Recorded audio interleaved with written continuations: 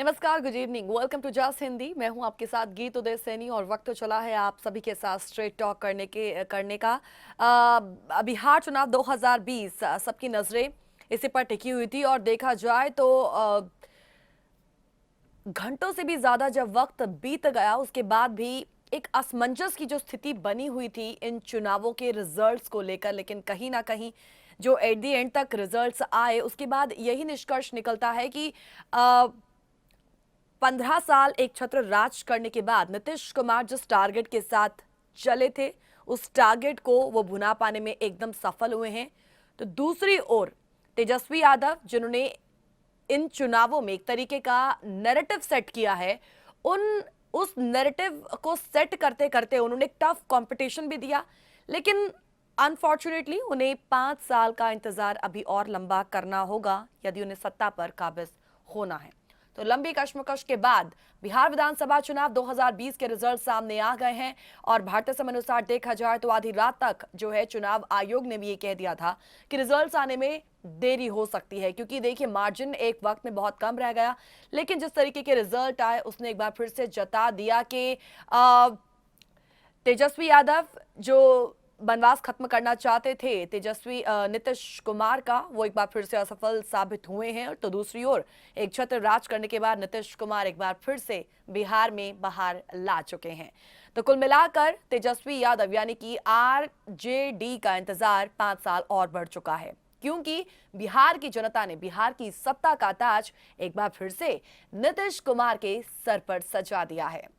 बिहार में नीतीश कुमार के नेतृत्व वाले राष्ट्रीय जनतांत्रिक गठबंधन के उम्मीदवार 243 में से 125 सीटों पर विजयी रहे हैं। तो ये जो आंकड़ा है वो बहुमत के लिए जरूरी 122 के जादुई आंकड़े से 3 गुना अधिक है, which is very good. RJD की अगुवाई वाली विपक्षी महागठबंधन की बात करें तो उन्हें मात्र 110 सीटों पर जीत मिली है, यानी कि एक वक्त में एनडीए और महागठबंधन के बीच में ये जो मार्जिन बेहद कम था, ऐसा लगा कि टफ कंपटीशन दे रही है महागठबंधन, लेकिन एट दी एंड तक आते आते ये जो डिफरेंस है, ये जो गैप है वो बढ़ता चला गया और ऐसे में एक बार फिर से नीतीश कुमार इन चुनावों में विजयी हासिल कर चुके हैं।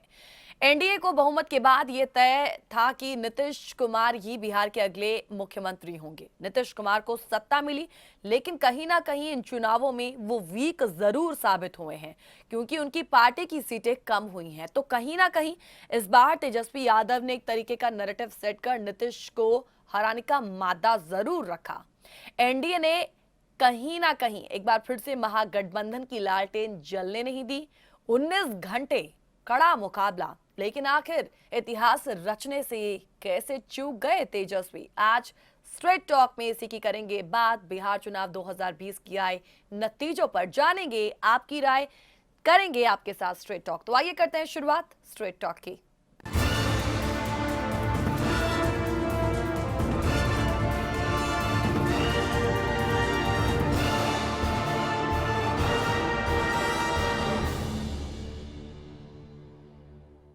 बिहार में एक बार फिर से नीतीश सरकार। जी हां, इससे पहले प्रोग्राम के दायरे को आगे बढ़ाएं, कुछ सवाल आज के इस विषय से जुड़े हुए और वो सवाल आपके लिए।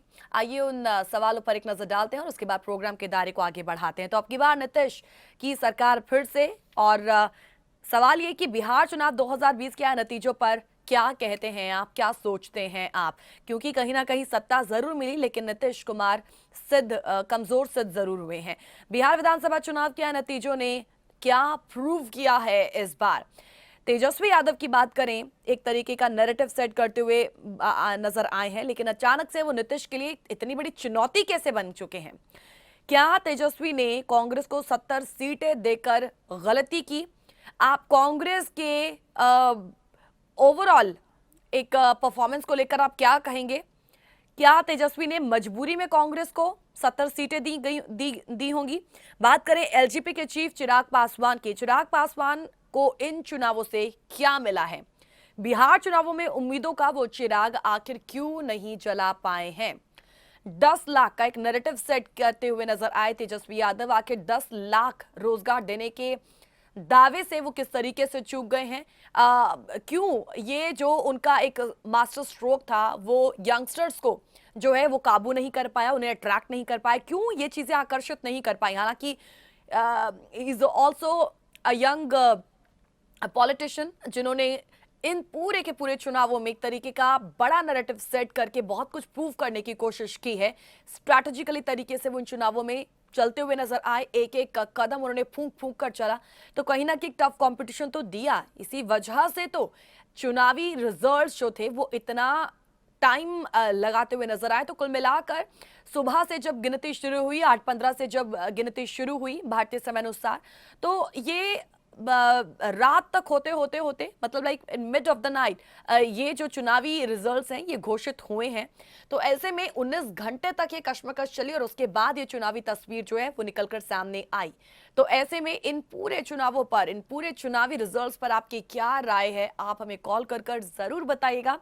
ये सवाल निरंतर आपके सामने टेलीविजन स्क्रीन पर आते रहेंगे, लेकिन इसके साथ साथ वो कॉन्टैक्ट नंबर भी मौजूद रहेगा टेलीविजन स्क्रीन पर, जिस पर आप हमें कॉल कर कर अपनी राय हमारे साथ साझा कर सकते हैं। सो आई जस्ट होप कि इन सवालों पर जो आपके लिए हैं, इन सवालों पर आप स्ट्रेट टॉक करेंगे हमारे साथ, तो ना सिर्फ देखें बल्कि कहिए भी।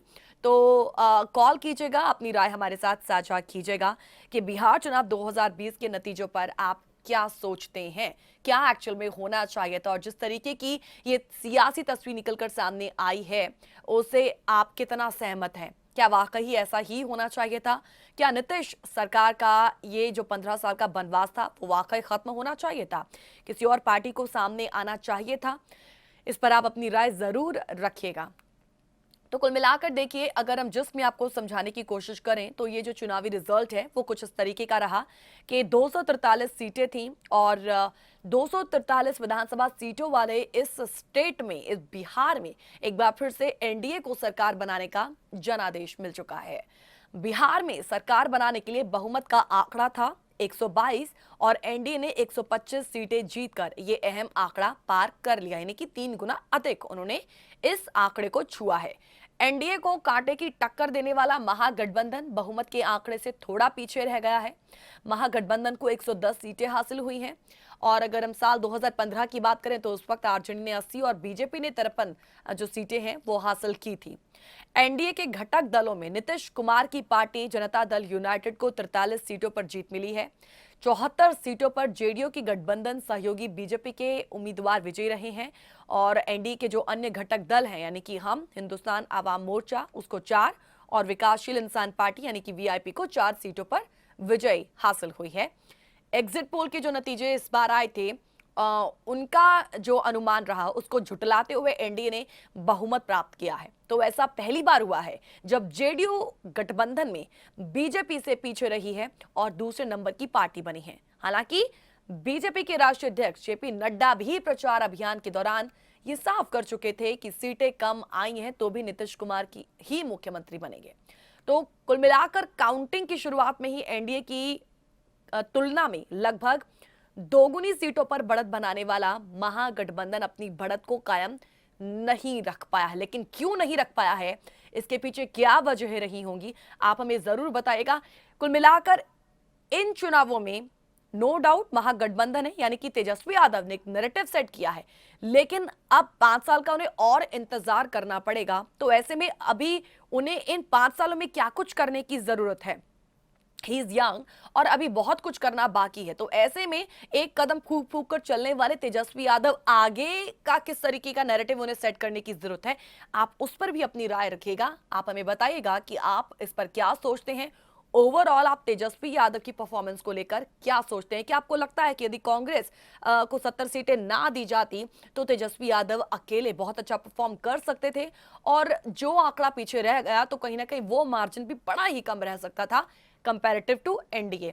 तो आप इस पर कॉल कर कर अपनी राय जरूर रखिएगा। और हाँ, इन चुनावों में एलजेपी की यदि बात की जाए तो आप देख सकते हैं कि इस बार नीतीश कुमार को वो साथ देते नजर नहीं आए हैं। तो एक 36 का आंकड़ा उन दोनों के बीच में देखने को मिला है। तो वैसे में अब जब नीतीश कुमार की जीत हुई है तो एलजेपी के जो चीफ हैं चिराग पासवान, वो लगातार यही कह रहे हैं कि ये नीतीश कुमार की जीत नहीं है बल्कि ये तो ये बीजेपी की जीत है। तो आप हमें एलजेपी के चीफ चिराग पासवान की परफॉर्मेंस पर भी जो है वो अपनी राय जरूर रखेगा, क्योंकि यहाँ पर देखिए इन चुनावों में ओवरऑल विश्लेषकों ने क्या किया है कि चिराग पासवान और तेजस्वी यादव इन दोनों को कंपेयर करने की कोशिश की है। दोनों बहुत यंग हैं, हालांकि डिफरेंट डिफरेंट फील्ड्स में ये माहिर भी रहे हैं, जैसे तेजस्वी यादव क्रिकेट में, और अगर हम चिराग पासवान की बात करें तो ये मनोरंजन जगत से इनकी थोड़ा पैठ जो है वो ज़्यादा बनी, लेकिन क्योंकि एक ओहदा अलग है, बैकग्राउंड जो रहा है, आप जानते हैं रामविलास पासवान के बेटे हैं, तो कहीं ना कहीं आप जानते हैं कि एक तरीके की जो एक पॉलिटिकल छवि है वो चिराग पासवान की बड़ी अलग रही है। तो तेजस्वी यादव को जब हम एलजेपी के चीफ चिराग पासवान के साथ कंपेयर करते हैं तो दोनों में किस तरीके के डिफरेंस है, कौन कोलोकियल लैंग्वेज में बिहार वासियों को अपनी ओर अट्रैक्ट कर पाता है और कौन नहीं कर पाता है, इस पर भी आप अपनी राय जरूर रखिएगा। क्यों चिराग पासवान भी उम्मीदों का चिराग इस बार इन चुनावों में नहीं चला पाए हैं? कॉल कीजिएगा, अपनी राय जरूर हमारे साथ साझा कीजिएगा। फिलहाल एक छोटा सा ब्रेक ले रहे हैं, जल्द लौटेंगे।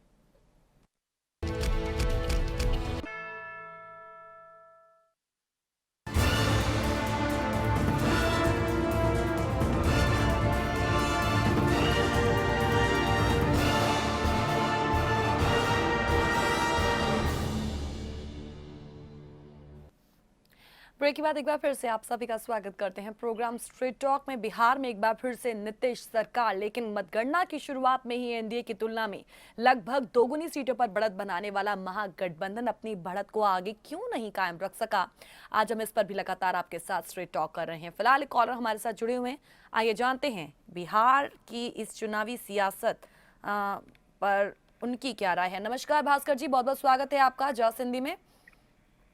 जी थैंक यू वेरी मच जी, स्वागत करने के लिए और हम भी आपसे बात करने के लिए और आपने विचार रखने के लिए बिल्कुल सर, पूरी कोशिश करते हैं। बहुत बहुत धन्यवाद कॉल पिक करने के लिए जी। मुझे इसमें कुछ जो मुझे बड़े इंटरेस्टिंग लगा है उसी के हिसाब से ही मैंने सोचा कि इस पे कुछ थोड़ा सा हम बोल सकते हैं। कुछ थोड़ा मुझे ये जब देखा इसके जो बिहार के इलेक्शन और उसमें जो हुआ वो बहुत इंटरेस्टिंग था, तो वो कुछ नोट किया, तो मैं सोचता हूँ मैं आपके साथ शेयर करूं। जी जी। तो उसमें बहुत सारे पॉइंट्स हैं कि आप देखिए कि एक जैसे ये तेजस्वी है, इसमें बड़ा यंग है और इसमें लीडरशिप की क्वालिटी है। जो उसने बोला है, जिस हिसाब से वो अपनी मीटिंग्स उसने की, एक दिन तो हम सुन रहे थे कि उसने 17 मीटिंग की, कि वो भी एक रिकॉर्ड है। तो उसने अपनी तरह से देखिए बहुत अच्छा किया है और बड़ी समझदारी से भी उसने जो गेम खेली है, गेम खेली का लिए जो इलेक्शन लड़ा है, कि उसने अपने फादर का नाम नहीं लिया, मदर का नाम नहीं लिया भाई, क्योंकि जो 15 साल हो गए उसको गए और जो नए वोटर्स आ गए उनको कुछ पता भी नहीं, और वो उलझ जाएंगे कि ये करप्शन क्या है, वो क्या था, ये क्या था। उसने वो चक्कर ही नहीं किया, उसको उनकी फोटो ही नहीं लगाई, उसने अपने बिल्कुल बिल्कुल नहीं लगाई जी जी। जो उसने वो बहुत ही एक इंटेलिजेंटली जो किया, जो गेम खेली है। और लेकिन यहाँ मुझे लगता है कि वो थोड़ा चूक गया है कि जहाँ उसने कांग्रेस के साथ हाथ मिला लिया, वो थोड़ा यूपी का वो देख लेता कि उसमें वहाँ क्या हशर हुआ, वो क्या था, वो जो पुराना उसका चीफ मिनिस्टर था अखिलेश यादव, थोड़ा देख लेता तो अगर 70 मैं ना 70 मतलब कि उसको मतलब कि 20-25 दे देता, बाकी वो अपने लड़ लेता, जो था तो था। उसमें ये देखिए 10 अगर 70 ना देता, चलो लड़के कहता है मैं नहीं देता जी, तुम जो मर्जी कर लो, तो 10-15 भी अगर ये जीत जाता, और जीत जाता जब तो उसकी पार्टी ने किया है, मुझे कोई सरप्राइज नहीं होता भाई अगर वो 10-15 जीत जाता, तो उसका चांसेस बहुत बढ़ जाते, पर वो उसके चक्कर में आ गया। चलो दिन खराब होते हैं तो जो भी, खैर वो छोड़ते हैं उसको। तो और उसने एक और बड़ी अच्छी बात की कि उसने ये भी कहा कि मोदी तेरे से तुम्हारे से बैर नहीं, और ये नीतीश तुम्हारी खैर नहीं, इस तरह के वो, खैर वो तो उनकी पॉलिटिक्स है, हम ये नहीं कह रहे हैं, क्रिटिसाइज नहीं कर रहे, मैं ये कह रहा हूँ उसने बड़ा इंटेलिजेंटली किया कि भाई सेंटर में तुम रहो, यू आर कैपेबल, यहाँ हमें मौका दो। तो वो मुझे लगता है कि वो वो भी एक अच्छा पॉइंट था। लेकिन जहां तक वो जो 10 लाख की नौकरियों का जो उसने कहा, कि मुझे लगता है कि लोग काफी अब जो देखने जो हम वोटिंग तो जो लोग कर रहे हैं वो इतने इंटेलिजेंटली कर रहे हैं कि हमें भी पहले नहीं उम्मीद होती थी कि इतने लोग में जागरूकता आ गई है या कुछ है, कि उन्होंने भी सोची 10 लाख नौकरियां कहाँ से आएंगी। Things don't make sense. कुछ थोड़े से भटक गए होंगे, मैं ये नहीं कह रहा हूँ कि नहीं सभी मान गए होंगे, लेकिन मेजोरिटी ने ये सोच लिया कि ये संभव ही नहीं है, 10 लाख नौकरी कहाँ से आएंगी। ये थोड़ा ये फ्लोटी मार रहा है, नहीं होगा। हाँ, वो थोड़ा इसको ढंग से करता कि मैं कारखाने लगा दूंगा, रोजगार दे दूंगा, मैं ये कर दूंगा, वो कर दूंगा, ये मेरा प्रॉमिस है, पहले दिन से मैं कुछ ना कुछ कर दूंगा इस तरह। तो हो सकता है कि उनको लोगों को दम नजर आता कि नौकरियां तो नहीं, लेकिन कारखाने छोटे इन होममेड वो इंडस्ट्री तो लगी सकती हैं। कोई दूसरे इस तरह से कुछ प्लान कर सकता था, पॉलिटिक्स में वो ज्यादा प्लान कर सकता हम तो नहीं। तो इस तरह से देखिए वो ये थोड़ा अपने आप को और प्लस में ला सकता था। और अब देखिए बीजेपी का देखिए कि उन्होंने समझदारी से काम किया, उन्होंने अपना एक बड़ा अच्छा रोल प्ले किया है। सेंट्रल गवर्नमेंट ने जो सीधा उनको खाते में पैसे डाले हैं, और दूसरी तरह से सेंट्रल गवर्नमेंट की जो प्लान्स हैं वो लोगों तक डायरेक्ट पहुंचाई हैं। तो वो उसको बड़ा लोगों ने बीजेपी को मान लिया। उधर से नीतीश ने जो भी किया, गीत जी के उसने भी, मैंने सुना कि उसने भी साइकिल बांटी है या लैपटॉप या लेडीज के लिए कुछ किया है, मुझे ठीक से पर हाँ, फिर 5 किलो अनाज दिया। तो वो उसने भी सड़कें पुल्स भी बनाए हैं। ऐसा नहीं किया कि उसने हम वो देख रहे थे टीवी रिपोर्टर का, तो मैं बंद कर दूं, आप कह रही हैं क्या? नहीं सर, बिल्कुल नहीं बिल्कुल सर, हम आपकी बात समझ गए कि नीतीश बिल्कुल ये चुनावी वायदों के तहत जो कुछ उन्होंने किया, चलिए उसका जो फायदा है फिलहाल दिखता हुआ नजर आया है। दैट्स द रीजन कि एक बार फिर से एक छत्र राज कर बिहार फिर से तो बिहार में बाहर लाए हैं। हाँ बिल्कुल उन्होंने किया, और मुझे लगता है कि जैसे ये जो तेजस्वी है ये सीखेगा कुछ, उधर से वो भी सीखेंगे। He is a smart guy, वो लीडर बनने वाला है। चलिए सही, बिल्कुल। और देखिए बॉटम लाइन है जी, चाहे लेफ्ट हो राइट हो, ये लोगों का भला इनको करना चाहिए, नो मैटर व्हाट। ये अब इनको मौका मिला है, इनको लोगों के सामने सर झुकाना चाहिए और कहना चाहिए कि जहां हमारे पिछली बार 15 साल में 5 साल में गलतियां हो गई हैं, हम उसको ठीक कर देंगे। ये मुझे लगता है कि अगर वो नीतीश कुमार जी को इतनी सेंस हो गई, इतनी बड़ी उम्र के हैं और अब वो जा भी रहे हैं, तो I think he should play very nice game. जाते जाते भी वो इस तरह का कुछ कह सकते हैं कि जो हमारे से गलतियां हुई हैं, रह गई होगी कमी, हमने पूरी तरह से अच्छी करने की कोशिश की, लेकिन rather than कि आप कोई और बहाना बनाए।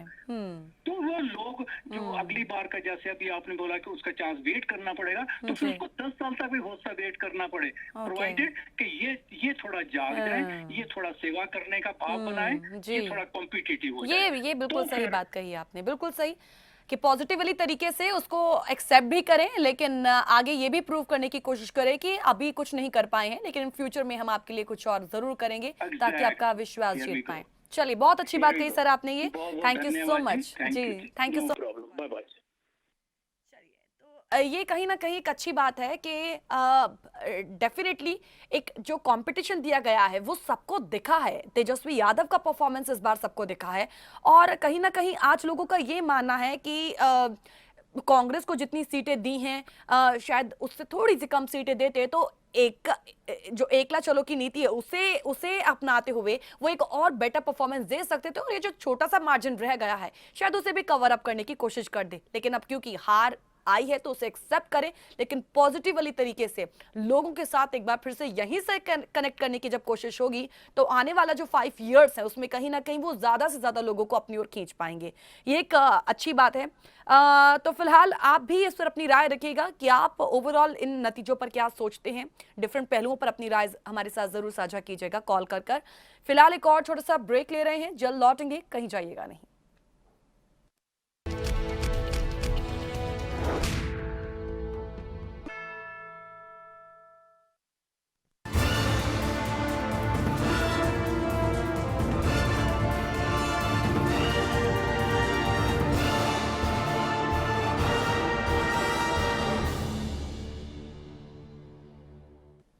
बिहार में फिर नीतीश सरकार, आज उसी विषय पर आपके साथ लगातार स्ट्रेट टॉक कर रहे हैं। तो एक छत्र राज करने के बाद 5 साल फिर से नीतीश कुमार के ही नाम बिहार में बाहर लाने की जो एक बात कही गई थी, एक नारा दिया गया था, उस नारे पर कहीं ना कहीं सटीक फिट बैठते नजर आते हैं।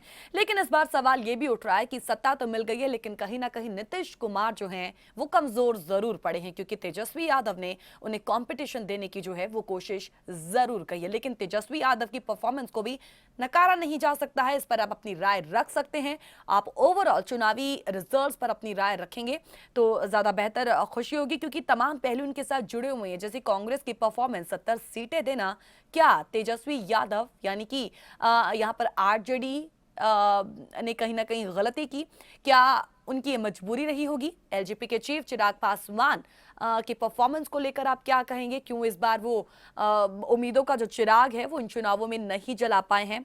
कॉल कीजिएगा, अपनी राय हमारे साथ साझा कीजिएगा।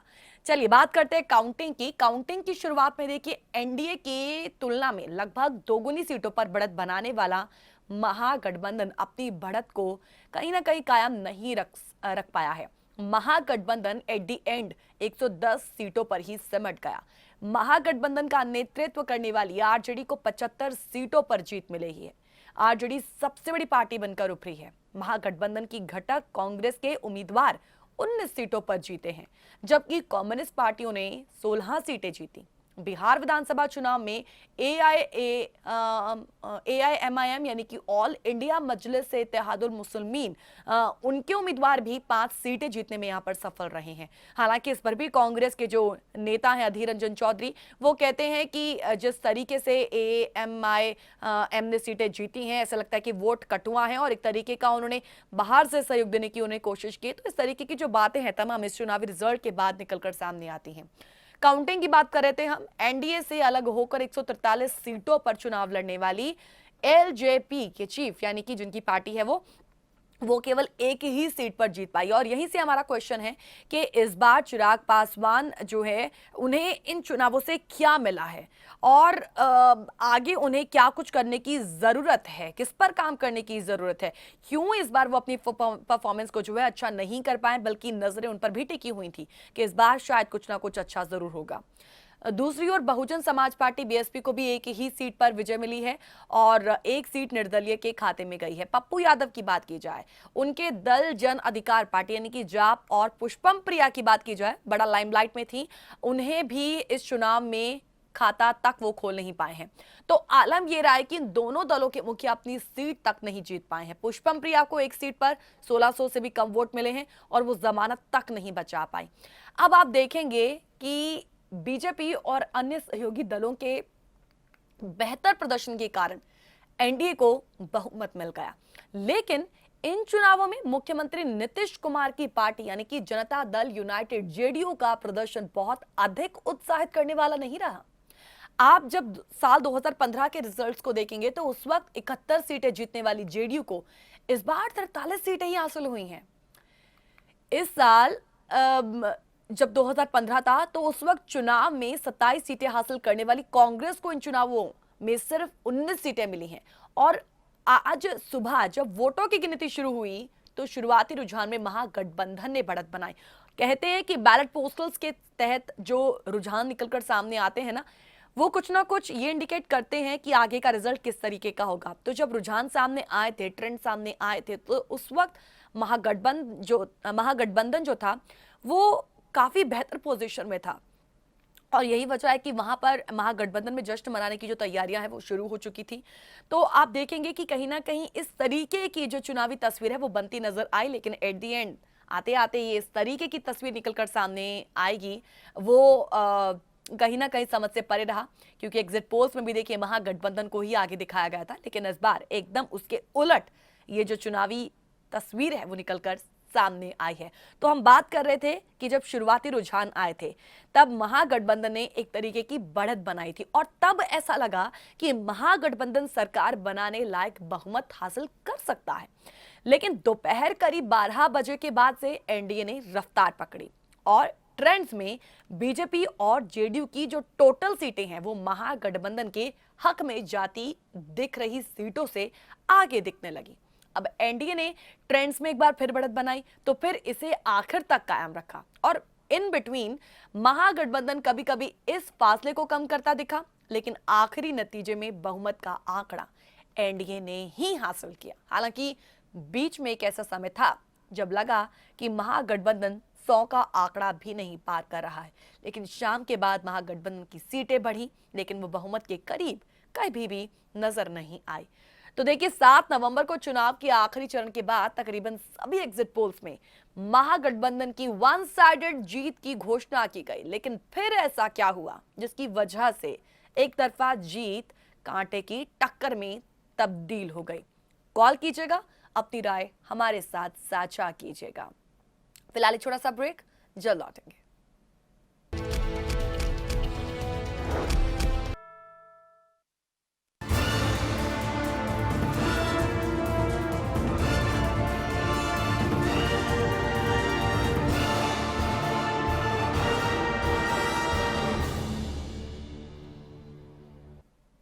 ब्रेक के बाद एक बार फिर से आप सभी का स्वागत करते हैं। आपने देखा होगा कि 2005 में बिहार में मुख्यमंत्री बनने के बाद नीतीश कुमार ने पहली बार विधानसभा चुनाव में ऐसी कांटे की टक्कर देखी है।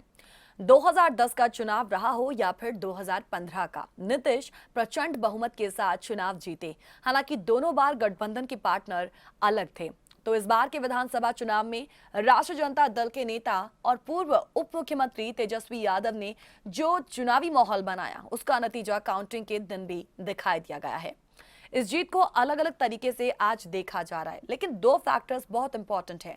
पहला तो सीएम नीतीश कुमार द्वारा इस चुनाव को आखिरी चुनाव बताना, वो भी जब लास्ट फेज की जो वोटिंग होनी थी। और दूसरा पीएम का वो लेटर जो उन्होंने मिथिलांचल, सीमांचल जैसे चुनावों के पहले लिखा। तो इस खत में पीएम मोदी ने राज्य में नीतीश सरकार की जरूरत बताई और साथ ही से कई आर्थिक और सामाजिक विकास के बिंदुओं से भी जोड़कर देखा। नमस्कार sir, good evening, welcome to just Hindi. नमस्कार जी, वीरेंद्र बोल रहा हूँ। जी सर, वेलकम। जी, मुझे उम्मीद नहीं थी कि बीजेपी जीत जाएगी, मेरा अनुमान गलत निकला। लेकिन बीजेपी को मुबारक हो कि वो इलेक्शन में विजयी साबित हुए। अब देखिए, तेजस्वी की जो बात है, वो अकेले इलेक्शन लड़े और उनके साथ जो गठबंधन था, और वो लड़े इलेक्शन विद हैवी बैगेज। अपने पिता और माता के जो नेगेटिव ओपिनियन थे, उनके बावजूद वो इतनी सीटें अकेले ले गए। अब पार्टी वाइज अगर देखा जाए तो नीतीश की कम सीटें हैं, बीजेपी की ज्यादा हैं। राइट। अब BJP, Nitish Kumar chief minister अपने बीजेपी के वायदे के मुताबिक शायद बन भी जाएं, लेकिन वो उतने पावरफुल नहीं रहेंगे, क्योंकि सियासत बड़ी अजीब खेल खेलती है। बीजेपी हावी हो सकती है कि भाई हमारे एमपी ज्यादा हैं तो हमारे प्रोग्राम जो है वो ज्यादा चलेंगे, आपके कम चलेंगे। ये खींचातानी चल सकती है इन दोनों के अंदर। बिल्कुल बिल्कुल। तो नीतीश कुमार जो है वो पावरफुल चीफ मिनिस्टर साबित नहीं हो सकते जितने वो अकेले अगर अपने दम पे आते तो जीत होते। अब अकेली पार्टी के मुताबिक देखा जाए तो ये सबसे ज्यादा अहम तो तेजस्वी साबित हो रहे हैं, जो कि एक्सपीरियंस ना होने के बावजूद इतने वोटों से प्रभावित हुए और लोग उनका साथ दे रहे थे। बिल्कुल सही। जहाँ तक पासवान का मामला है, वो पिता के छत्रछाया में रहे बहुत देर और उनको एक्सपोजर में आने में वक्त नहीं मिला प्रॉपर, और वो लोगों के बीच में जा नहीं पाए। बहुत कम समय था उनके पास, जिसकी वजह से उनको एक आधी सीट ही मिली, लेकिन उनका साथ भी काफी अच्छा था। अब हम ये नहीं कह सकते कि कांग्रेस के साथ हाथ मिला के हार हुई। ये कांग्रेस, सीपीआई, पासवान ग्रुप, ये सारे इकट्ठे मिले हुए थे, तो ये जरूर कहा जाता था कि इनमें आपस में कहीं फूट पड़ जाए तो ये ले जाएं, ये रह जाएं, सॉरी।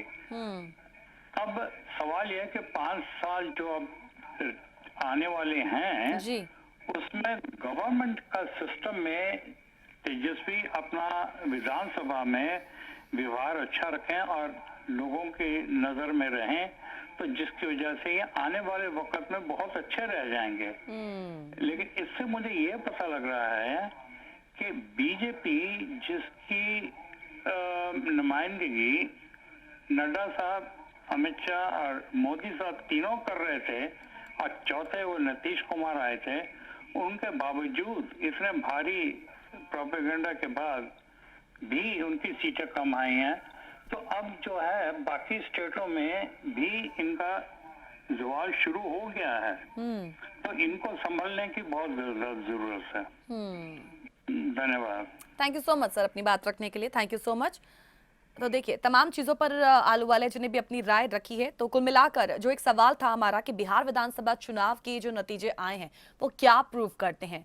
इस बार का आप देखिए 2005 हो, 2010 हो या 2015 का इलेक्शन हो, एक छत्र राज करने वाले नीतीश कुमार, हालांकि अलग अलग पार्टियों के साथ उन्होंने चुनाव जरूर लड़ा, लेकिन देखिए लगातार 2 साल 15 साल माफ कीजिएगा, जिस तरीके से एक छत्र राज किया है और उसका जब हम परफॉर्मेंस आज की परफॉर्मेंस के साथ कंपेयर करते हैं तो बहुत से डिफरेंसेस आपको देखने को मिलेंगे। कुल मिलाकर जिस तरीके से जेडीयू का पीछे रहना और बीजेपी इस बार ज्यादा सीटें ले गई, और हालांकि अब मुख्यमंत्री के चेहरे पर तो वही नजर आएंगे बिहार में, लेकिन कहीं ना कहीं एक जिस तरीके से आलूवालिया जी ने भी बोला कि कुछ डिफरेंसेस अब जरूर देखने को मिलेंगे, क्योंकि देखिए चिराग पासवान जो अब कह रहे हैं कि ये नीतीश सरकार की जीत नहीं है, ये तो बीजेपी की जीत है, तो उन्हीं की वजह से ये बहुमत का आंकड़ा जो है वो पार कर पाए हैं। दूसरा यहां पर जो प्रूव हुआ है इन इलेक्शंस में वो है तेजस्वी यादव का एक बेटर परफॉर्मेंस, एक स्ट्रैटेजिकली तरीके से चलना, एक नैरेटिव सेट करना।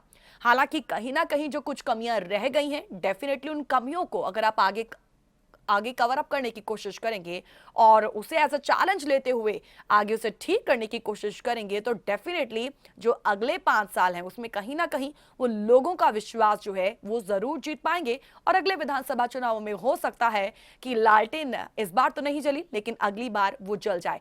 तीसरा यह है चिराग पासवान, जो कहीं ना कहीं देखा जाए तो एक प्रासंगिकता को अपनी प्रूव नहीं कर पाए हैं, हालांकि उसे प्रूव करने की अभी जरूरत है, क्योंकि जिस माहौल में अभी वो रहे हैं उसको अच्छी तरीके से वो या फिर अडॉप्ट नहीं कर पाए हैं या ऑप्ट नहीं कर पाए हैं, तो अभी उस चीज में उन्हें ढलना जरूरी है। लोगों के साथ अपनी कनेक्टिविटी को उन्हें और ज्यादा जो है वो अभी उसे प्रूव करना होगा।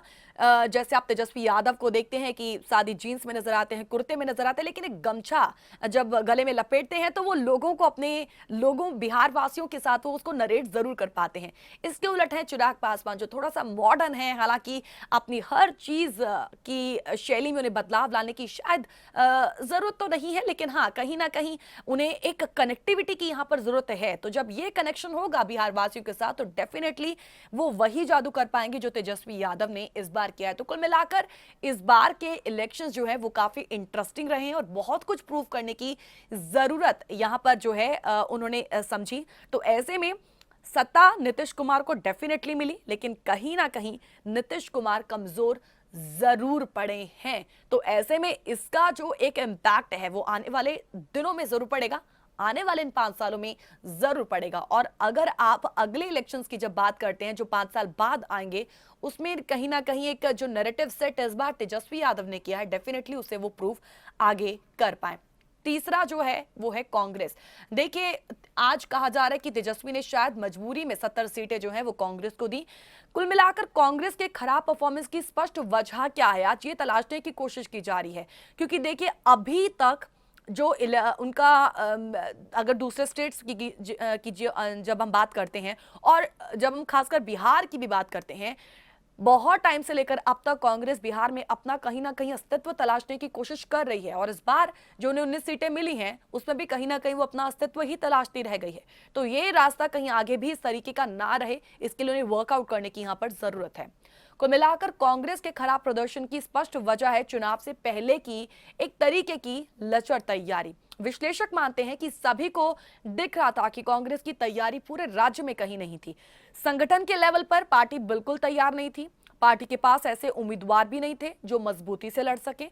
हालांकि महागठबंधन में 70 सीटें लेने वाली कांग्रेस 40 उम्मीदवार मैदान में उतारते उतारते ही हाफने लग गई। तो कांग्रेस को जो 20-21 सीटें मिलती दिखी वो भी इसलिए क्योंकि वाम दलों और आरजेडी का वोट ट्रांसफर हुआ है। ये तो क्लियर है कि कांग्रेस को महागठबंधन में आने का फायदा मिला, लेकिन क्या महागठबंधन को कांग्रेस को साथ लेने का फायदा हुआ, इस पर जो है पक्के तौर पर नहीं कहा जा सकता। कांग्रेस के खराब परफॉर्मेंस के बाद यह सवाल जरूर उठ रहा है कि क्या तेजस्वी ने कांग्रेस को गठबंधन की 70 सीटें देकर गलती की है। अब कांग्रेस के प्रति तेजस्वी ने उदारता दिखाई, जिसका नतीजा अच्छा नहीं दिखा।